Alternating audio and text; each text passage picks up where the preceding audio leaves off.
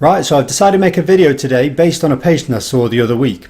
So I had a guy in who basically was getting pins and needles in his hands and his feet, and he's pretty much just tight everywhere and in a lot of pain.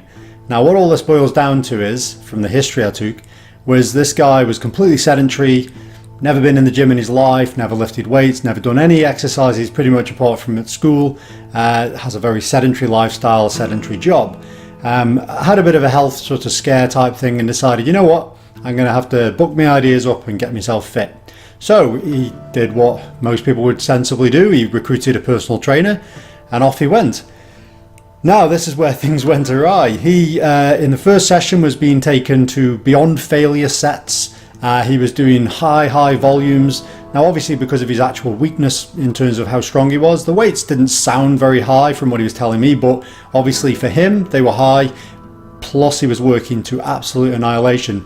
Minimal rest periods, so like really stacking up central fatigue, cardiovascular fatigue, muscular fatigue. He was telling me that he could barely walk within the session, never mind after the session. So obviously, never mind delayed onset muscle soreness, he was getting pain in his muscles that day.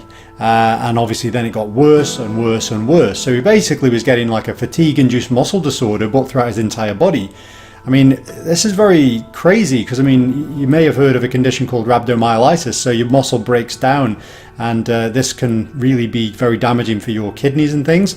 Now, it's a very extreme thing to happen to you, but this guy, obviously having going from 0 to a million in one go, was just overloaded big time. So the reason he was getting pins and needles in his hands and his feet was just that the muscles were just so tight throughout his body. So particularly in areas where a lot of nerve supply and blood supply runs through, he's basically compromising that. Not in a way that's going to cause any, hands and feet dropping off or anything like that. But either way, not a good thing to be doing to someone who's brand new into the gym. I mean, you're going to scare them off for starters. So, but all to his credit, he kind of was still willing to give it a try, and I think he managed to do 2 sessions in the first week, but he still hadn't recovered by the time he got to the second session, and yeah, it was just way too much too soon.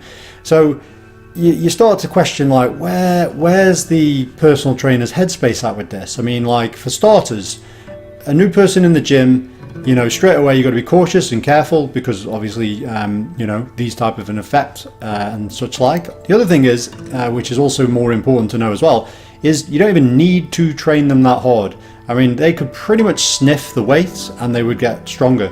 But obviously decided, you know what, we're going to pull every trick out of the bag. We're going to do what we do with high-level elite bodybuilders who are taking all the gear in the world, and we're going to take you to eccentric overload failure, and we're going to just annihilate you with high volumes. It just was crazy, The reality is that we even have science to back this up with the newbie kind of element. They found that doing training with an experienced lifter versus a newbie found that muscle protein synthesis rose higher in the newbie with the same training stimulus, and it sustained a longer curve for a longer period. So what this means is they get a greater stimulus on the actual muscle protein synthesis effect for a higher level and for a longer lasting effect. What that means is you don't have to train them as hard to get the same effect. You don't have to train them as often to get the same effect because they're getting the effect beyond that. You're essentially dipping back into trying to re-stimulate it when it doesn't need it.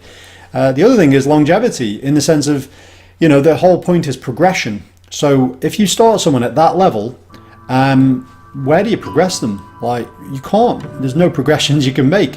What you want to do is really start them off with the most minimal effective amount of work. And obviously, 1, that's going to allow them to acclimatize, but 2, they're going to get the muscle protein synthesis, it's going to last for nice and long, and then obviously as they get dulled down to that effect, as they go on in their training and lifting career, then of course you then pull more tricks out of the bag. Now, I've been training for a long time and I don't even do that level of intensity, and I still get benefits from my training from that, from not going that hard. So I don't know why this guy was training this hard, but it was a really crazy idea, and obviously it kind of messed him up.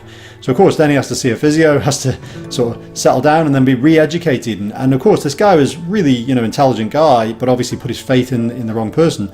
So yeah, we obviously went through the fact that he needs to progress up gradually.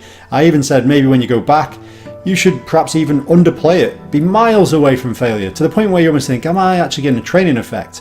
And even if he wasn't, it wouldn't be the end of the world, because he needs to learn technique, he needs to learn, how to feel his body correctly and so on, without obviously just blowing him out of the water.